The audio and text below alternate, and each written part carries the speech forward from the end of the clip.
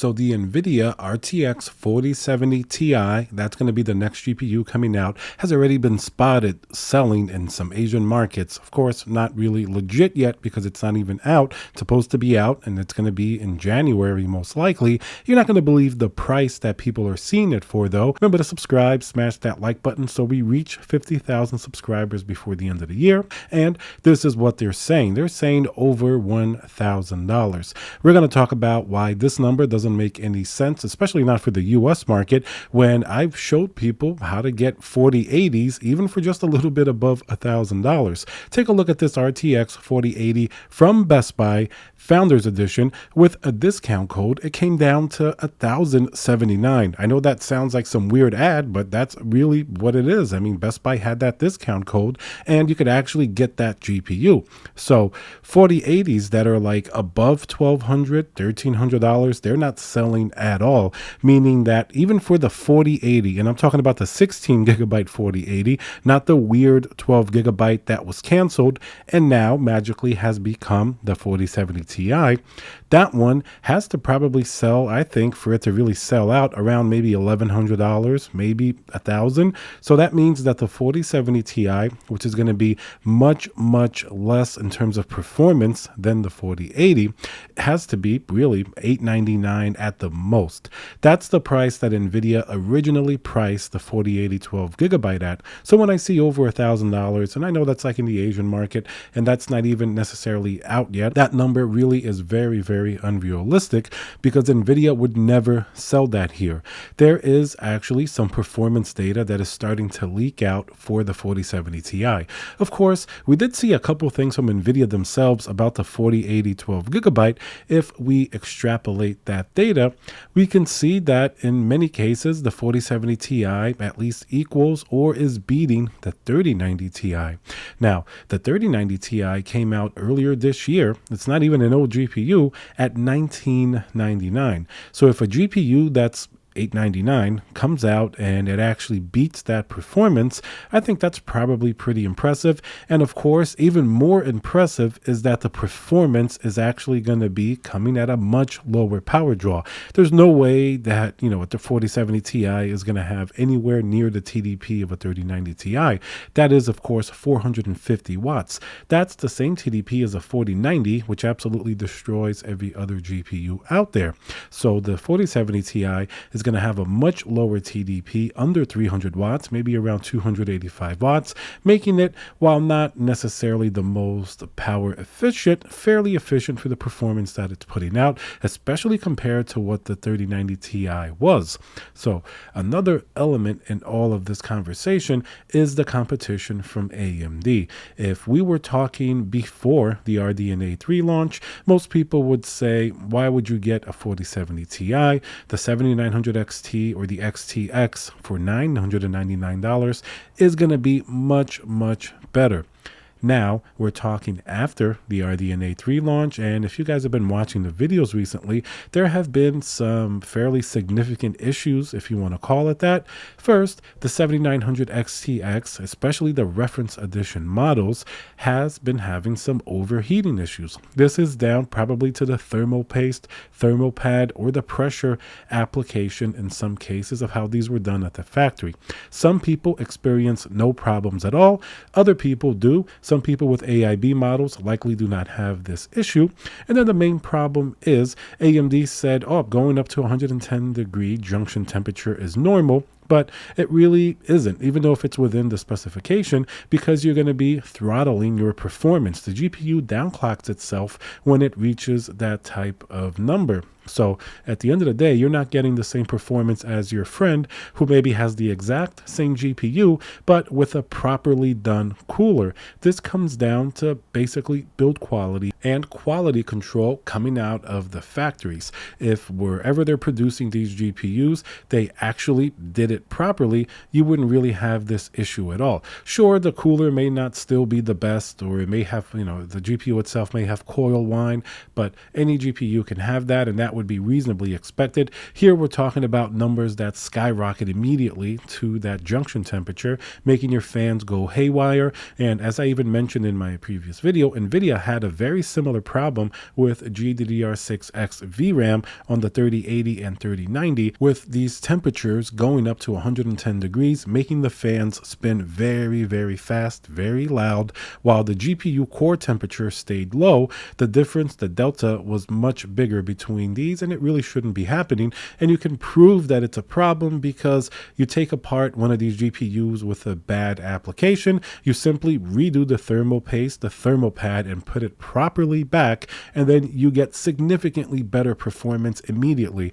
So there's no driver update here. There's nothing that's going to fix a hardware issue. That was true with Nvidia. I mean, look at how many people actually went out of their way to redo the thermal pads on those GPUs. So the same would be true for these AMD GPUs as well that are having these issues. Hopefully it's just a quality control problem and they get them addressed, because to go back to the topic of the video at hand, it has really sort of tarnished a little bit of that reputation that RDNA3 had for really busting on Nvidia's party. I mean, now the 4070 Ti actually seems like a pretty reasonable offering for people who don't want to pony up the extra money for the 4080. Remember, even if you get a 4080 at a little bit of a discount, like $1,000 to $1,100, not everybody's going to be able to get that. That's only certain people that have access to Best Buy, maybe an open box, a Micro Center, maybe you catch it on a little bit of a sale somewhere. But most people, especially my viewers that are outside of the US, yes, I see you guys. I thank you always for commenting. For everybody else, remember to subscribe, and actually for my European viewers too, and Australia, everybody all over the world, remember to subscribe, smash that like button so we reach 50,000 subscribers before the end of the year. So those people that are not in the US, they see much higher pricing on RTX 4080, 4090, and even on RDNA3. Some people even told me that the 7900 XTX costs as much as like a 4090 in some countries. So as you can see here, definitely people do not want to spend that much, and the 4070 Ti, if it does come in at $899, is going to be a much more reasonable option for people who don't maybe want to take the perceived risk that AMD is putting out. For as much as people may complain about Nvidia and their pricing and their antics, and of course Nvidia also sometimes do have problems. I mean, look at the 4090 adapter issue, ended up being, I guess, user error, but they've had other issues with thermal pads in the past. They're not perfect either, and they fix them sometimes they drag it out a little bit. But Nvidia at the end of the day has a much bigger market share, so they can take a lot of that critique a little bit easier than somebody like AMD, who is still building up their reputation in some cases, and they want to be established in the mind share of gamers and content creators as a stable GPU experience. So far with RDNA3, some people may want to go towards Nvidia for more stable drivers and more stable hardware. I mean, the 4090 and 4080, aside from that little adapter issue that affected a very small percentage of people, didn't really have any serious issues. They're working pretty good as intended. In fact, I guess one of the bigger differences here is that Nvidia actually delivered on the performance of the 4090, and while I personally do like the 7900 XTX, I don't want people to think that I'm simply just going towards the Nvidia side. I always point out the shortcomings of Nvidia as well, but the truth is, at the end of the day, their GPU is just better. Like, there's nothing like the 4090.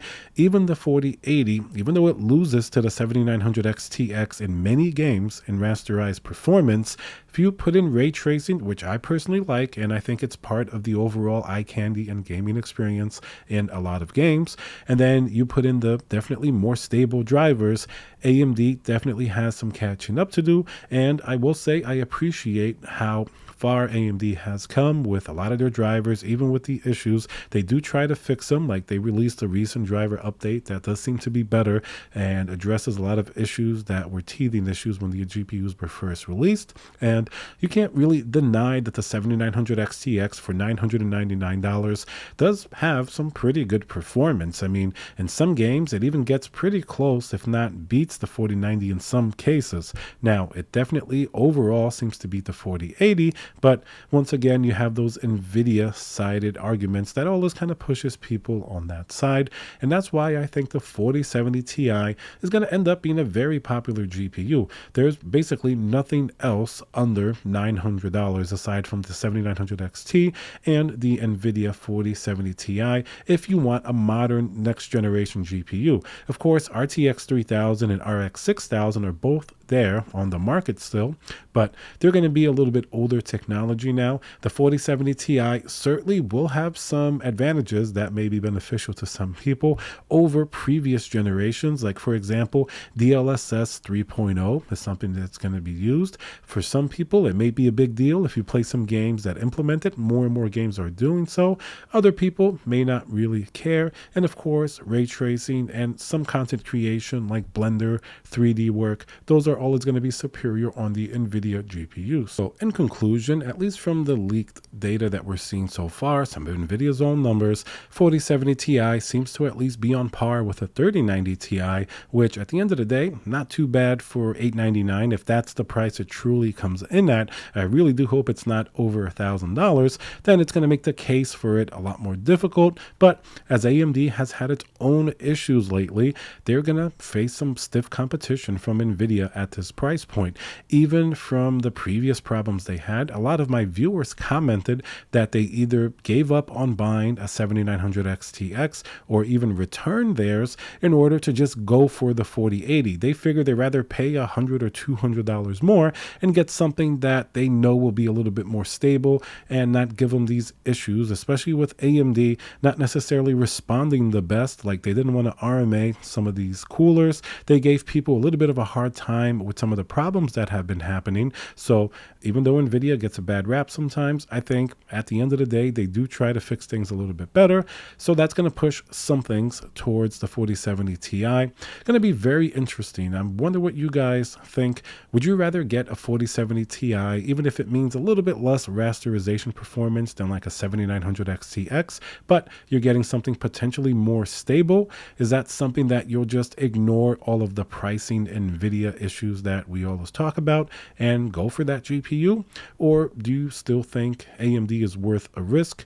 Maybe, in my opinion, if you can wait, that's always a good idea, but I know a lot of people are itching to get a next generation GPU, and AMD may improve their GPUs with drivers, but it's hard to sell something on the promise. And you know the 4070 Ti most likely will come out fairly stable already because the 4080 really is here already, and it's going to be very similar in a lot of its driver performance. It's just going to perform a little bit less than the 4080, or a lot less. It's a different class and tier GPU, but that's going to be reflected by the cheaper pricing as well. All right, guys, so remember to subscribe, smash that like button, and I'll see you guys on the next video.